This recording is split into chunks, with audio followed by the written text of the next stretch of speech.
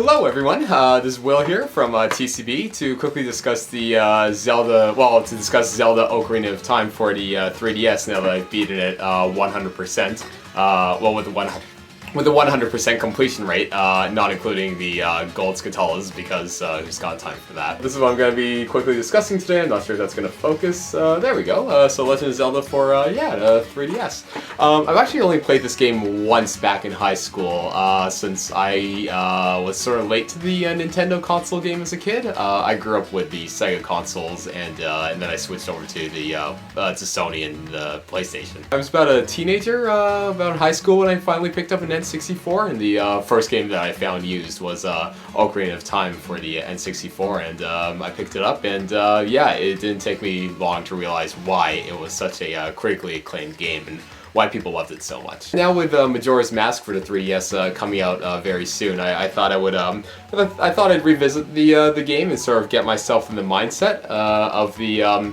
of this stage of Zelda's history, of the N64 age. Yeah, I picked it up used about 2 months ago or something, and then yeah, I gave it a try, and wow, no sugarcoating it, folks. I honestly think that this is the definitive version of Ocarina of Time. Nintendo found a way to take an already amazing game and just make it even more incredible to play. The entire game is phenomenal, and just from the character models to the lighting engine, and even with the even the controls on the 3DS are just so fluid. I really feel like this game was like meant for a system like the 3DS. The Ocarina itself even has its own designated button, so it doesn't take like a button away from your control scheme on the 3DS. And anyone who knows anything about Ocarina of Time knows how often you use the Ocarina. So the fact that it has its own designated button on the bottom of the touchscreen is just it's just so useful. All of the gear and your entire gear and item inventory is completely is always accessible on the touchscreen, as well as the world map. So you have all of your equipment really just literally at your fingertips. And even the gyroscope controls didn't give me that much of a hassle, but after Sonic Lost Worlds gyroscopic levels, I don't think that's ever going to faze me in a future 3DS game. I think my favorite part about the 3DS game, though, of Ocarina of Time has to be the bosses. Their redesign and the way they look now is just, it's so, they look even more menacing than they did, previously. Even even a lot of the enemies, like the Scatolas, like their new design makes them, they creep me out more, more than they ever did as a kid. So it was really cool, seeing those enemies again, reimagined almost in this remake. The other huge plus for this game, and I can't remember if this was a feature in the original N64 version of Ocarina, but if you revisit your home back in Kokiri Forest, you can your little treehouse. You can actually replay like a lot of the bosses, or all of the bosses from the game, and that's just like one of the biggest aspects of Zelda is or one of the best parts of the Zelda game is beating the dungeon itself. With the boss being sort of like the final challenge of that dungeon to see if you've really like learned the mechanics of the weapon that you've earned from that dungeon. The boss is sort of like a test of that. But at the same time, it's just so cool to be able to replay the bosses, because I don't think that's something you could do, but just by revisiting a dungeon later on in the game, unless you replay the game.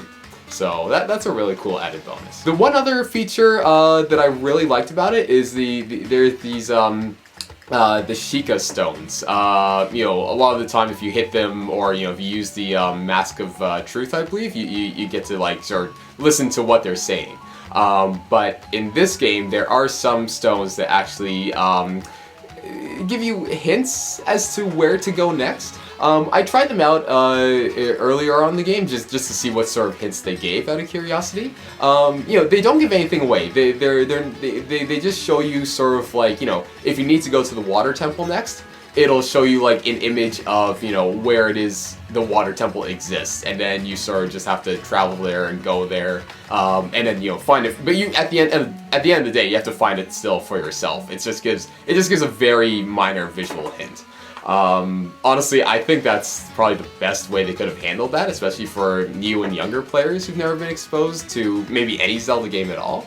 And it doesn't take away from the sense of exploration either, so for those hardcore gamers out there who, you know, don't believe in super guides, and neither do I, because those just play the game for you, you know, these Shikah Stones don't play the game for you. They just sort of give you, like, you know, a really subtle hint as to where to go next if you're, like, absolutely stuck. And it beats the hell out of visiting, like, you know, IGN or something, or not just IGN, but like the internet in general to find out where you have to go next. So one other thing that they added is that once you beat the game, you unlock the Master Quest, which I've never tried out for myself. I'm not sure if I'm gonna play it just because there's a few other games I want to play now that I've beaten this remake. But the Master Quest just flips the entire world of Hyrule. It basically just mirrors it. So, you know, for those who want to replay the game, and I think it has some more added challenges as well, then that quest is there too. So that's pretty cool. I don't think that was available on the original N64 version. I think that was something they only made for the GameCube. But you can correct me if I'm wrong. I just hope they don't add like 50 additional gold Scatullas, because I hate the ones that do not respawn after you kill them and you don't collect the medal for, because that's just one gold Scatulla you are never going to catch. I also hope I'm pronouncing that right. Scatulla. Scatula? Gold Scatulla. I digress. So, funnily enough, I honestly have to admit, I think the most difficult part of the entire game is the fishing challenges. My palms hurt after trying to catch the largest fish in the fishing challenge. I do believe I caught the largest ones as both a child and adult Link. As a child, I caught I think it was a 10-pounder. I'm not sure if the largest you could catch was a 15. But for when I was an adult, when I was adult Link, I caught a 20-pounder. And I think that's the largest fish you can possibly catch in the pond. And that took about realistically, it probably took like 3 minutes to catch, but it felt so much longer just like holding down the control pad and like constantly, like, you know, holding on to A and R with my life, trying to, you know, reel the fish in faster and get the line closer to me. But yeah, you know, those are necessary if you want to get all the heart pieces, which I did for this playthrough. Anyway, that's about it, guys. This isn't a true review of the game. I really didn't intend this to be. I just wanted to do like a super quick retrospective on the 3DS version. Just really quick too, especially because I don't have Damien and Sam to discuss this with me today. Yeah, the bottom line here is that I was really impressed with how Nintendo handled this remake. It was super impressive, and it's just got me even more psyched out for when Majora's Mask comes out for the 3DS on Singles Awareness Day, which Damien totally would have called it if he was here today. We do mean Valentine's Day. Oh, Friday the 13th of February is when Majora's Mask comes out, at least for North America, or us here in Canada.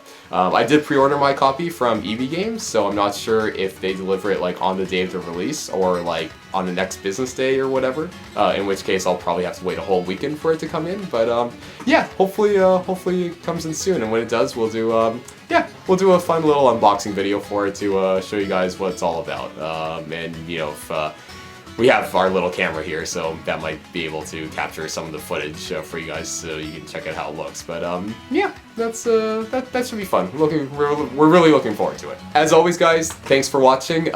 We really appreciate any feedback you guys have, and yeah, we hope you enjoy this and all the other playthroughs that we've been posting online. So yeah, till the next time, we'll turn it out.